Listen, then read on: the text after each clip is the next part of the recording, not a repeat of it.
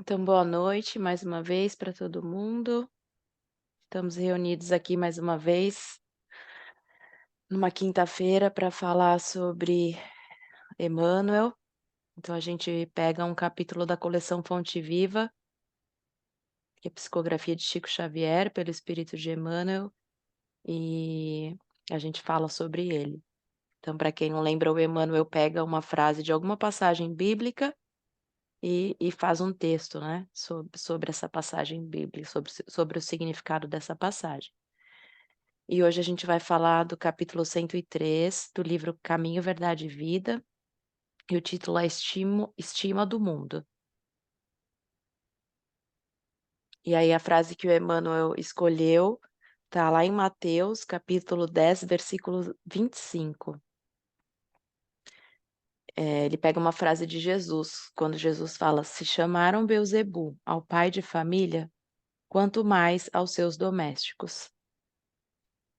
E aí eu vou ler o texto e depois a gente vai conversar um pouquinho sobre ele. Muitos discípulos do Evangelho existem, ciosos de suas predileções e pontos de vista no campo individual. Então, cioso é alguém que tem muito ciúmes ou que tem um apego excessivo. Falsas concepções ensombram-lhes o olhar. Quase sempre se inquietam pelo reconhecimento público das virtudes que lhes exornam o caráter. Então, exornar é enfeitar. Guardam o secreto propósito de obter a admiração de todos e sentem-se prejudicados se as autoridades transitórias do mundo não lhes conferem apreço. Agem esquecidos de que o reino de Deus não vem com aparência exterior. Não percebem que, por enquanto, somente os vultos destacados nas vanguardas financeiras ou políticas arvoram-se em detentores de prerrogativas terrestres, senhores quase absolutos das homenagens pessoais e dos necrológios brilhantes. Então, arvorar é mostrar ostensivamente uma coisa que você deseja aparentar. Prerrogativa é como se você tivesse um direito especial, um privilégio ou uma vantagem. E necrológico é quando a gente faz uma nota, falando bem, uma nota elogiosa sobre alguém que morreu. Os filhos do reino divino sobressaem raramente e, de modo geral, enchem o mundo de benefícios sem que o homem os veja, à feição do que ocorre com o próprio Pai. Se Jesus foi chamado feiticeiro, crucificado como malfeitor e arrebatado de sua amorosa missão para o madeiro afrontoso, que não devem esperar seus aprendizes sinceros, quando verdadeiramente devotados à sua causa. O discípulo não pode ignorar que a permanência na terra decorre da necessidade de trabalho proveitoso e não do uso de vantagens efêmeras, que em muitos casos lhe anulariam a capacidade de servir. Se a força humana torturou o Cristo, não deixará de torturá-lo também. É ilógico disputar a estima de um mundo que mais tarde será compelido a regenerar-se para obter a redenção. E aí eu acho que a primeira coisa que a gente precisa é entender essa passagem bíblica. Então, nesse capítulo 10, eh, está se falando sobre a escolha dos apóstolos e das instruções que Jesus, passou para eles. Então Jesus deixa bem claro, para os apóstolos como seria difícil a caminhada deles, né, que existiriam muitas dificuldades, que seria muito sofrido, que seria muito difícil e que eles teriam que ter, coragem, porque eles seriam perseguidos. Eh E outra coisa importante que eu acho a gente destacar que é o significado de Beelzebu, que Beelzebu é como se fosse o diabo, então é o jeito que os judeus antigos chamavam, o diabo, eles chamavam na verdade de príncipe dos demônios. Então Jesus quando está falando isso, se chamaram Beelzebu ao pai de família, quanto mais aos seus domésticos, ele quer dizer que se ele, Jesus, que é o pai, né, da família terrestre, da família do planeta Terra, que é o nosso exemplo, foi chamado de diabo, imagina é, como nós não seríamos chamados, né? O que não aconteceria com a gente. Uhum. E então, Emmanuel destaca aqui, né, que se Jesus, que é a maior autoridade espiritual que pisou no nosso planeta, é, foi julgado e comparado ao diabo, imagina o que, que não aconteceria com a gente. Então, é natural que a gente receba julgamentos, né? Quando a gente entra para a seara do Cristo, quando a gente tenta agir de acordo com os ensinamentos do Cristo, é natural que a gente vai receber julgamentos. Muito provavelmente a gente vai ser motivo de chacota, né? Por exemplo, se a gente trouxer isso para o nosso dia a dia, a gente pode dizer, por exemplo, que quando a gente está num esforço de um perdão, né, de perdoar a falta de alguém, algumas pessoas vão rir. As pessoas, na maioria delas, não vão entender por que que você está perdoando. Então, provavelmente você vai ser chamado de covarde, ou você vai ser chamado de louco, ou vão falar que você é bobo, porque você está perdoando, né? Ou quando você tem paciência diante de uma situação e aí a pessoa te pergunta: Nossa, mas como que você não respondeu? Por que que você não brigou? Como que você não mandou a pessoa ficar quieta? Então, em muitas situações, a gente é chamado de bobo, né? As pessoas riem da gente por causa disso. Então, a mensagem é de coragem para fazer o que é certo, mesmo que ninguém esteja fazendo. E ultimamente isso tem acontecido tanto, né? E aí eu acho que para mim a primeira e a última frase são as mais importantes. E nessa primeira, quando ele fala que muitos discípulos do Evangelho existem, ciosos de suas predileções e pontos de vista no campo individual, essa frase trouxe para mim assim uma grande reflexão, porque ele aponta que muitos de nós, a gente entra para a seara de Cristo não para o engrandecimento da causa do Cristo, não para espalhar a mensagem do Cristo, mas para o nosso próprio engrandecimento, para de alguma maneira valer os nossos pontos de vista e as nossas opiniões. Então a gente tem um apego tão forte, né, ao nosso orgulho, às nossas opiniões, que a gente quer fazer isso valer a qualquer custo. Então, acho que um exemplo que a gente pode dar é que se a gente está num trabalho na casa espírita, tá? Na casa espírita ou na igreja, ou enfim, em qualquer instituição religiosa cristã, e as coisas começam a tomar um rumo diferente do que você deseja. E quando eu digo você, eu digo a gente, né? Diferente do que a gente deseja. Então as opiniões começam a ser diferentes. Ao invés da gente trabalhar essa diferença juntos, a primeira coisa que a gente faz é a gente começa a deixar de lado a casa espírita.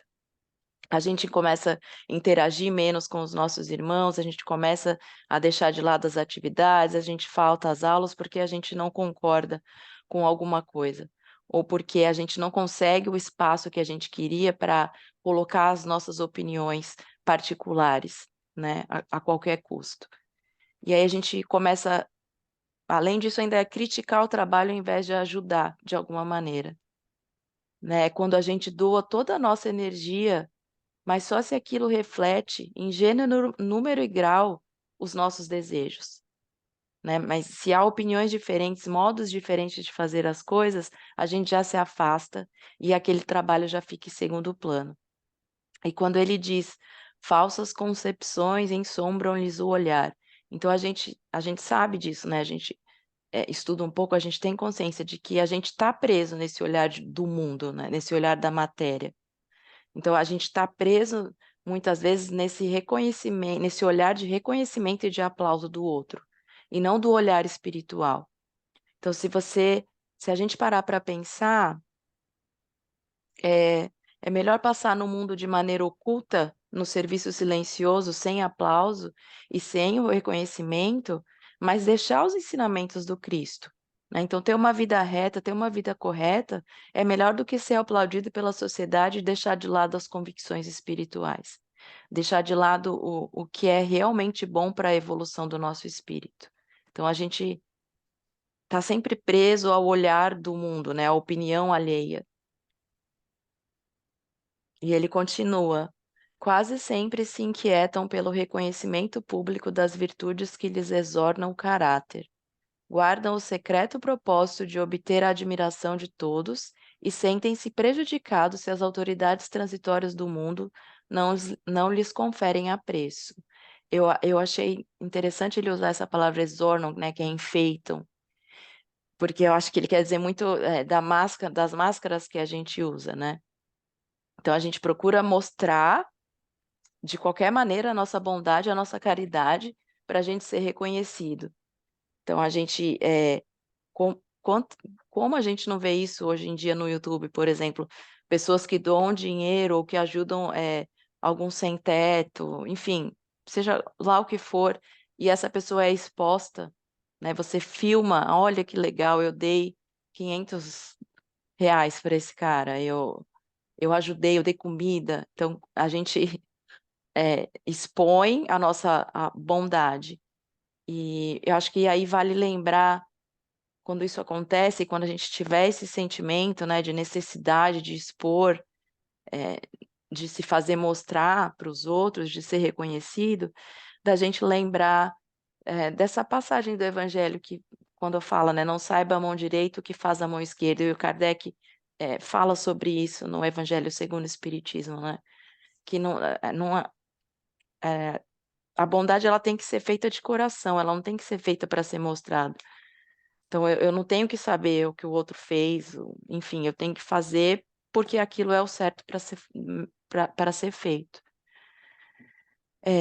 Pensar que isso é uma vaidade, que é uma inversão de valor, né? O que o mundo estima, normalmente é o contrário do que Deus espera de nós. E aí, o que que a gente está buscando de valor? A gente está buscando o aplauso dos outros ou a nossa dedicação verdadeira? A gente está buscando o reconhecimento dos outros ou o fato da gente ter feito algo pelo outro sem esperar nada em troca? Né? O que enriquece a gente é o retorno do outro ou é o fato da gente ter feito algo, ter aprendido e ter se dedicado? Porque se o que a gente espera está vinculado ao reconhecimento do outro, a gente está no caminho errado, né? Acho que é necessário parar para fazer uma reflexão, para a gente perceber que tem alguma coisa errada aí. Na verdade, toda a bondade e toda a caridade que a gente pratica, toda a atitude que a gente tem em relação ao outro, só é importante se alguém te aplaudir. A gente precisa parar para pensar nisso, né? E é um exercício difícil de fazer, porque é difícil da gente reconhecer isso, né? A gente reconhecer nossas fraquezas, nossos defeitos, as coisas que a gente precisa melhorar. E acho que ajuda a gente pensar se a gente quer buscar algo que é transitório, né, que é efêmero, que passa rápido, ou se a gente quer buscar alguma coisa uma coisa que é eterna. Porque a gente sabe que quando a gente desencarnar, os aplausos não vão continuar, não vão acompanhar a gente, né? O que vai acompanhar a gente é o que a gente fez, e principalmente a intenção que a gente teve a fazer aquilo, seja lá o que for. Então, quando a gente desencarnar, as nossas máscaras vão ficar. Vai o que nós realmente somos, não tem como enganar ninguém no mundo espiritual. E aí ele continua quando ele fala que agem esquecidos de que o reino de Deus não vem com aparência exterior. Não percebem que, por enquanto, somente os vultos destacados nas vanguardas financeiras ou políticas arvoram-se em detentores de prerrogativas terrestres, senhores quase absolutos das homenagens pessoais e dos necrológios brilhantes. Então, aqui ele fala muito da aparência exterior, né? Do materialismo versus o espiritualismo. Então, Emmanuel nos relembra aqui que a gente não leva as aparências exteriores quando a gente desencarna. Que hoje em dia, se a gente prestar atenção, não precisa fazer muito esforço para isso, os aplaudidos são as pessoas com destaques em coisas materiais.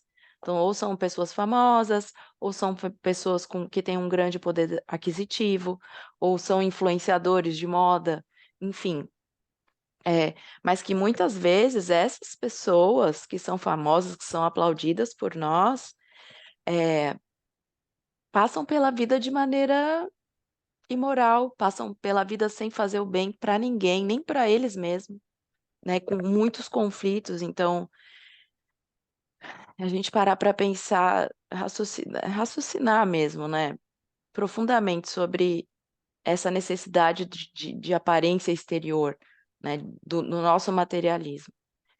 E é claro que para Emmanuel, ele deixa claro para isso, claro que é melhor passar despercebido pelo mundo material e ter feito algo bom do que ser aplaudido e não ter feito nada pelos outros nem por si mesmo.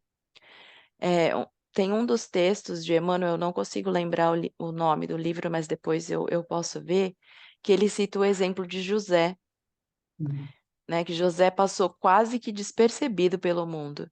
A gente não escuta muito falar dele, a gente não tem nada escrito, assim, quase nada, né, escrito sobre José. Mas olha quem ele teve sobre a responsabilidade dele. Então, ele teve simplesmente sobre a tutela dele Cristo e Maria. Então, olha o tamanho da responsabilidade dele nessa encarnação. Então, a gente pode dizer que ele passou despercebido pelo mundo, né, dos aplausos do mundo materialista. Mas o mesmo a gente não pode dizer no plano espiritual. Como que a gente acha que ele foi recebido no plano espiritual? Então, ele fala que José é um exemplo dessa passagem apagada no mundo materialista, né, perante a visão materialista, mas uma passagem de primeira importância espiritualmente. E que assim como Deus opera em silêncio, para a gente fazer o mesmo. Se você pensar, Deus criou tantas coisas lindas, é tudo tão perfeito, é tudo tão maravilhoso e ele não cobra nada da gente. A gente não vê ele colocar a assinatura dele em nada, né? Ele apenas faz o trabalho dele no silêncio. E pensando nisso, pensando no trabalho silencioso de Deus, a gente pode dizer, então, e parar para pensar, né? Você trabalha na seara espírita e não tem reconhecimento do que você acredita que você merece, continue seu trabalho. Se você não tem o reconhecimento que você merece em casa, quando você perdoa, quando você aceita ou quando você se cala, né? Se você acha que não tem esse reconhecimento, continua fazendo a mesma coisa. Perdoa, aceita, se cale quando necessário. Ninguém te agradeceu pela doação que você fez? Continue doando. Então, faça o que é certo. Faça a sua parte, façamos, né, a nossa parte sem esperar o reconhecimento alheio. Porque mais vale a nossa consciência tranquila de que a gente está fazendo o melhor que a gente pode nesse momento do que os aplausos passageiros.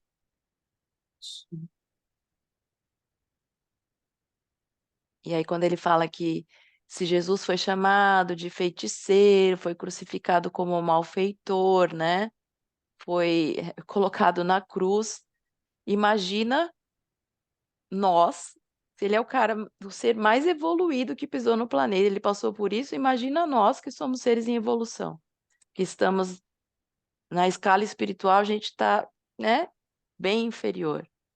Então, o que que ele quer dizer com isso? Que haverá dificuldades, haverá tristezas. Nós somos seres em evolução, num planeta de expiações e provas. A gente falou sobre isso no Evangelho, inclusive, né? Então, que não adianta a gente reclamar e fugir, mas lembrar que a dificuldade e a tristeza, ela tem os dias contados, porque a gente foi criado para ser felizes, para ser perfeitos e nós seremos. E uma coisa muito importante que Emmanuel destaca sobre isso é que a gente precisa lembrar que a gente precisa fazer a nossa parte para isso. Que a gente precisa se dedicar, que a gente precisa se esforçar, que a gente precisa trabalhar. Que é para isso que a gente está aqui. A gente não está aqui para ver a vida passar e não fazer nada a respeito disso. Então, mesmo que haja sofrimento, que haja dificuldade, que a gente precisa se dedicar, que a gente precisa se esforçar e que a gente precisa fazer a nossa parte. Que nós somos o que nós fazemos de nós mesmos.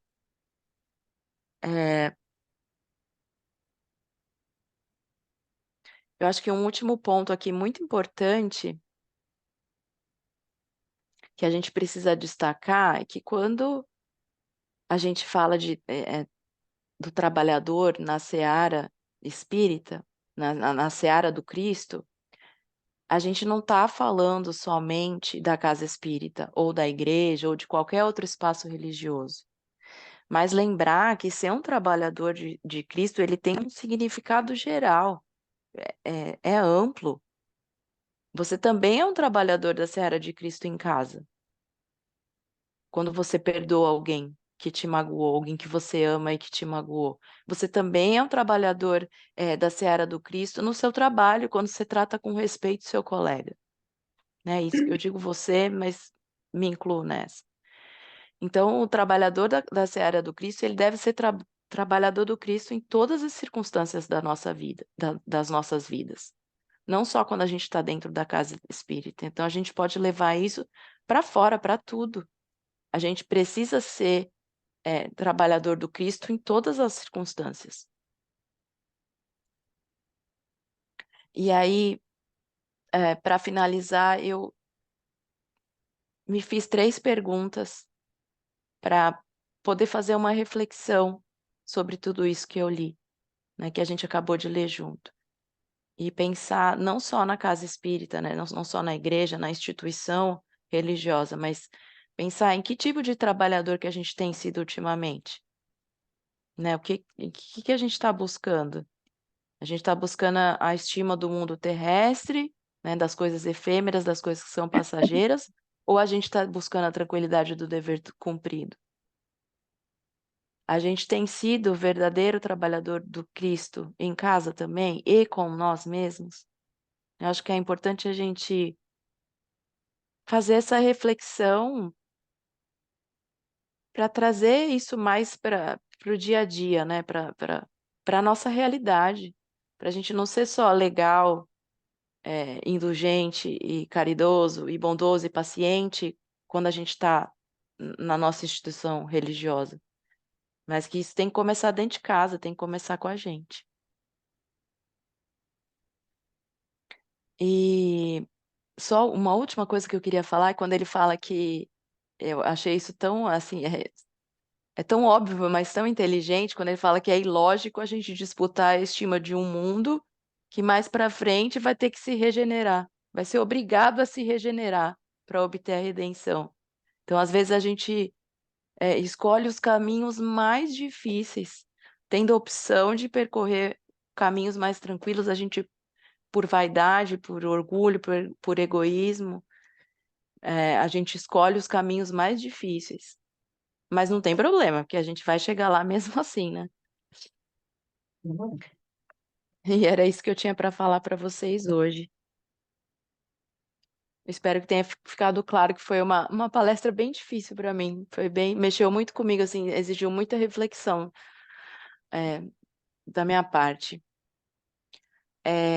Letícia, eu faço o passe? Sim, claro. Tá bom. Então eu vou pedir para todo mundo se ajeitar onde estiver, nas cadeiras, sentado, deitado. Mas tentar ficar o mais confortável possível para a gente conseguir estabelecer uma conexão maior com o plano superior.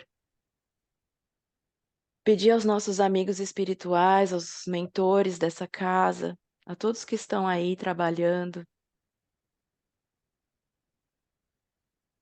que neste momento as bênçãos de Jesus possam recair sobre o nosso corpo, possam atingir todas as células do nosso corpo, que todas as doenças carnais possam ser curadas, se assim a gente mereça.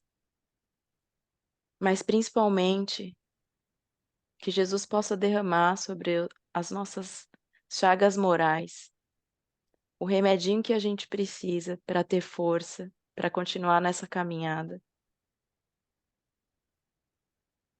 Que o amor de Cristo possa nos tocar profundamente o nosso coração.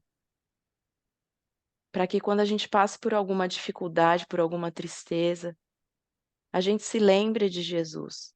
Se lembre que ele também passou por isso. Ele também passou por dificuldades, ele também passou por tristezas. Ele também foi abandonado. Ele também foi machucado, mas passou. Se ele conseguiu, a gente consegue também.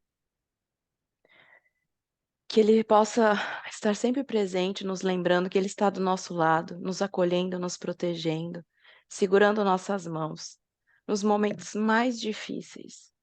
Ele está sempre do nosso lado. E se a gente não enxerga é porque a gente não olha direito. Que possamos ter os olhos de ver e os ouvidos de ouvir seus conselhos, para que possamos percorrer os caminhos que necessitamos nessa nossa encarnação.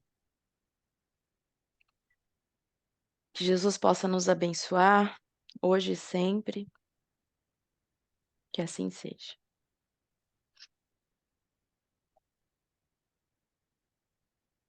Deixa eu ver onde eu tô, peraí. Yay!